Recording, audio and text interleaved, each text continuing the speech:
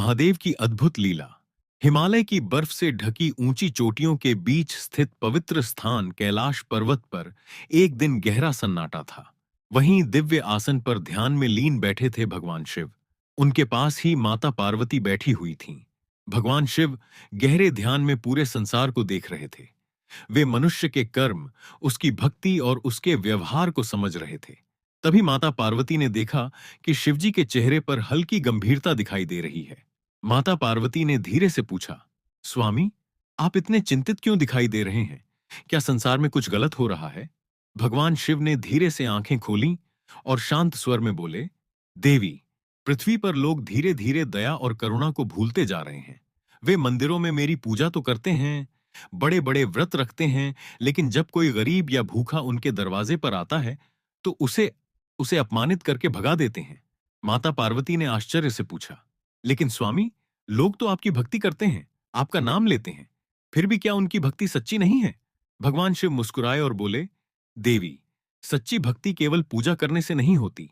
सच्ची भक्ति तो तब होती है जब कोई व्यक्ति जरूरतमंद की मदद करता है, जब कोई भूखे को भोजन देता है, दुखी को सहारा देता है, वही मेरी सच्ची पूजा करता है। माता पार्वती कुछ देर सोचती रहीं। फिर उन्होंने कहा, स्वामी, क्या लोग सच में इतने बदल गए हैं? भगवान शिव बोले, अगर तुम देखना चाहती हो तो आज मैं स्वयं पृथ्वी पर जाकर लोगों की परीक्षा लूंगा। भगवान शिव ने निर्णय लिया कि वे मनुष्यों के बीच जाकर देखेंगे कि उनके दिलों में कितनी दया बची है। माता पार्वती ने पूछा, स्वामी, आप किस रूप में जाएंगे? भगवान शिव मुस्कुराए और बोले, आज मैं एक भिखारी का रूप धारण करूंगा। यह सुनकर माता पार्वती थोड़ी चिंतित हो गईं। उन्होंने कहा, स्वामी, अगर लोग आपको पहचान नहीं पाए और आपका अपमान कर दिया तो? भगवान शिव ने शांत स्वर में उत्तर दिया, देवी, जो दूसरों का अपमान करता है वह अपने कर्मों का फल स्वयं ही पाता है। आज संसार को यह सीख मिलनी चाहिए कि हर जरूरतमंद में भगवान का ही रूप होता है। भगवान बने भिखारी। अगली सुबह भगवान शिव ने एक बूढ़े भिखारी का रूप धारण कर लिया। उनके शरीर पर फटे हुए कपड़े थे, उनके बाल बिखरे हुए थे और हाथ में एक छोटा सा कटोरा था। चेहरे पर धूल लगी हुई थी और कदम धीमे धीमे चल रहे थे। अब वे किसी साधारण भिखारी की तरह दिखाई दे रहे थे। कोई भी उन्हें देखकर यह नहीं कह सकता था कि यह स्वयं महादेव हैं। भगवान शिव धीरे धीरे एक बड़े और समृद्ध नगर की ओर चल पड़े। धनवान नगर, वह नगर बहुत समृद्ध था। वहां बड़े बड़े महल थे, सुंदर बाजार थे और चारों तरफ धन दौलत की चमक दिखाई देती थी। बाजार में भीड़ थी, मिठाइयों की दुकानों से खुशबू आ रही थी, लोग महंगे कपड़े पहनकर घूम रहे थे। लेकिन इस चमक के बीच एक कमी थी, लोगों के दिलों में दया कम होती जा रही थी। पहला घर। भगवान शिव एक बड़े घर के सामने पहुंचे। उन्होंने धीरे से दरवाजा खटखटाया। दरवाजा खोलते ही एक अमीर आदमी बाहर आया। भिखारी बने शिवजी ने हाथ जोड़कर कहा, बेटा, मुझे बहुत भूख लगी है, क्या थोड़ा सा भोजन मिल सकता है? उस आदमी ने भिखारी को ऊपर से नीचे तक देखा और गुस्से में बोला, काम क्यों नहीं करते? भीख मांगना आसान लगता है क्या? इतना कहकर उसने दरवाजा जोर से बंद कर दिया। भगवान शिव शांत भाव से वहां से आगे बढ़ गए। दूसरा घर। कुछ दूर चलने के बाद वे एक और घर के सामने पहुंचे। उन्होंने आवाज लगाई, भिक्षा दे दो, भगवान तुम्हारा भला करेंगे। घर के अंदर से एक महिला बाहर आई। उसने भिखारी को देखा और तुरंत अपने बच्चों से कहा, दरवाजा बंद कर दो, ऐसे लोगों को घर के पास भी नहीं आने देना चाहिए। दरवाजा बंद हो गया। भगवान शिव फिर भी मुस्कुराते हुए आगे बढ़ते रहे। नगर का सबसे अमीर सेठ, उस नगर में एक बहुत बड़ा व्यापारी रहता था। उसका नाम था धनराज सेठ। उसके पास अपार धन दौलत थी। उसके घर में सोने चांदी के बर्तन थे और बहुत से नौकर चाकर थे। भगवान शिव उसके दरवाजे पर पहुंचे और धीरे से बोले, सेठ जी, मुझे बहुत भूख लगी है, क्या थोड़ा सा भोजन मिल सकता है? सेठ ने गुस्से में कहा, यह कोई धर्मशाला नहीं है, जाओ यहां से। फिर उसने अपने नौकरों को बुलाकर कहा, इसे यहां से भगा दो। नौकरों ने भिखारी को धक्का देकर बाहर निकाल दिया। लेकिन भगवान शिव शांत रहे। उनके चेहरे पर कोई क्रोध नहीं था। नगर का आखिरी कोना। अब भगवान शिव नगर के आखिरी हिस्से में पहुंचे। वहां बड़े बड़े महल नहीं थे, वहां छोटी छोटी झोपड़ियां थीं। वहां गरीब लोग रहते थे। एक छोटी सी झोपड़ी के सामने भगवान शिव रुके। उन्होंने धीरे से आवाज लगाई, मां, क्या थोड़ा सा भोजन मिल सकता है? झोपड़ी के अंदर से एक बूढ़ी महिला बाहर आई। उसने भिखारी को देखा और उसकी आंखों में करुणा भर आई।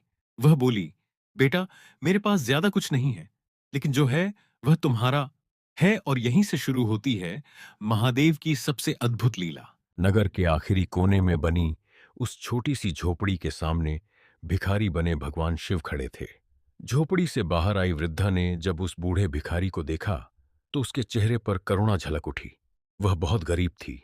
उसके पास न धन था, न ज्यादा भोजन, फिर भी उसके दिल में दया थी।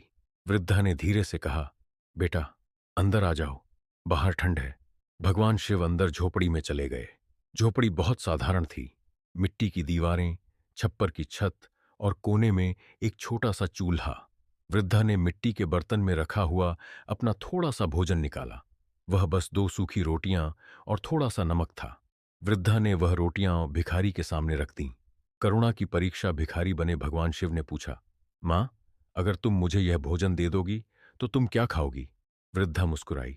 उसने कहा, बेटा, मैं तो भगवान का नाम लेकर सो जाऊंगी। शायद कल भगवान मेरे लिए भी कुछ भेज देंगे। उसकी आंखों में विश्वास था। वह रोज महादेव का नाम लेती थी। उसे पूरा भरोसा था कि भगवान उसकी रक्षा करेंगे।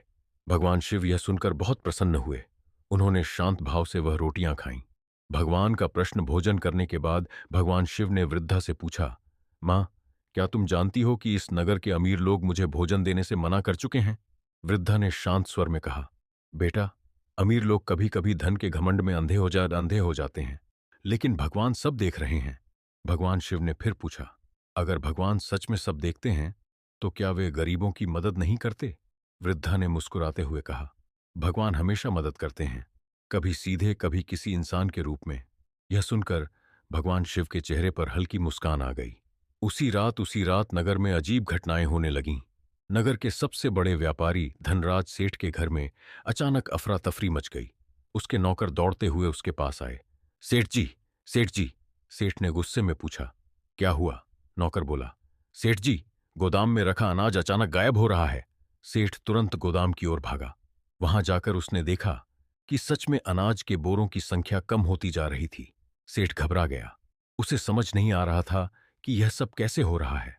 दूसरी परेशानी, अभी सेठ इस बात से परेशान ही था कि एक और खबर आ गई।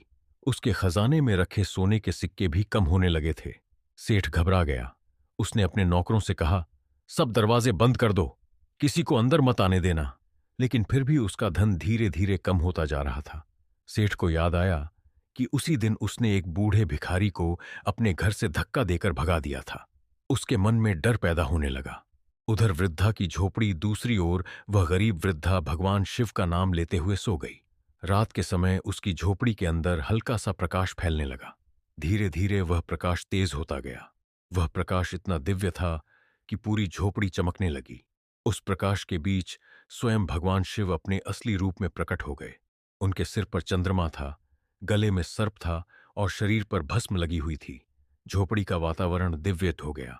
सुबह का चमत्कार। अगली सुबह जब वृद्धा की आंख खुली तो वह चौंक गई। उसने देखा कि उसकी झोपड़ी पहले जैसी नहीं रही। जहां पहले खाली मिट्टी के बर्तन थे, वहां अब अन्न से भरे बर्तन रखे थे। चूल्हे के पास चावल, आटे और दाल के ढेर लगे हुए थे। वृद्धा हैरान रह गई। वह समझ गई कि यह सब भगवान की कृपा है।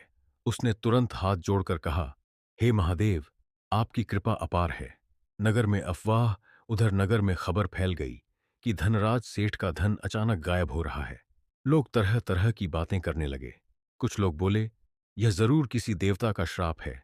कुछ लोग बोले, शायद सेठ ने किसी गरीब का अपमान किया होगा। धीरे धीरे यह खबर पूरे नगर में फैल गई। सेठ का डर, धनराज सेठ अब बहुत डर गया था। उसे रात भर नींद नहीं आई। सुबह होते ही वह मंदिर गया। वहां जाकर उसने भगवान से प्रार्थना की, हे भगवान, अगर मुझसे कोई गलती हुई है तो मुझे क्षमा कर दीजिए। लेकिन उसके मन में अभी भी घमंड पूरी तरह खत्म नहीं हुआ था। उसे यह समझ नहीं आ रहा था कि उसकी असली गलती क्या थी।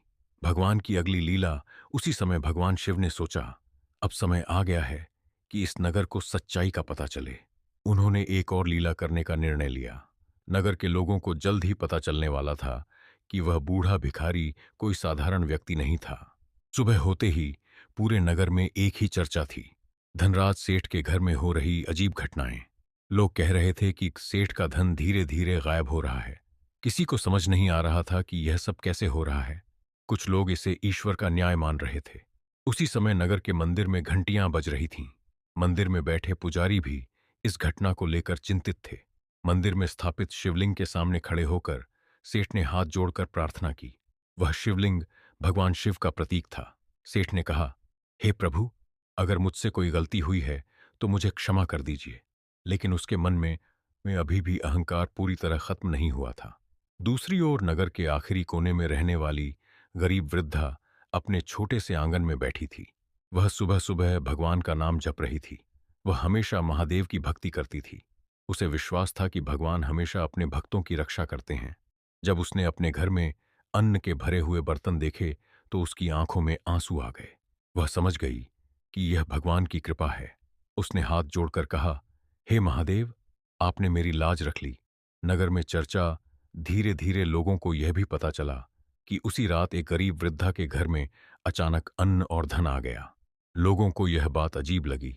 एक तरफ सेठ का धन गायब हो रहा था, दूसरी तरफ गरीब महिला का घर भर रहा था। नगर के लोग सोचने लगे कि यह जरूर किसी दिव्य शक्ति की लीला है। सेठ का पछतावा शुरू। धनराज सेठ अपने घर में बैठा बहुत परेशान था। उसे बार बार वही बूढ़ा भिखारी याद आ रहा था जिसे उसने अपने घर से भगा दिया था। उसने अपने नौकरों से पूछा, क्या वह भिखारी अभी भी नगर में है? नौकरों ने कहा, सेठ जी, हमें नहीं पता। वह तो कल के बाद कहीं दिखाई नहीं दिया। सेठ के मन में डर और बढ़ गया। साधु का आगमन। उसी समय नगर में एक साधु आए। उनकी आंखों में तेज था और उनके चेहरे पर शांति थी। लोग उन्हें घेर कर खड़े हो गए। किसी ने पूछा, महाराज, क्या आप बता सकते हैं कि हमारे नगर में यह सब क्या हो रहा है? साधु मुस्कुराए।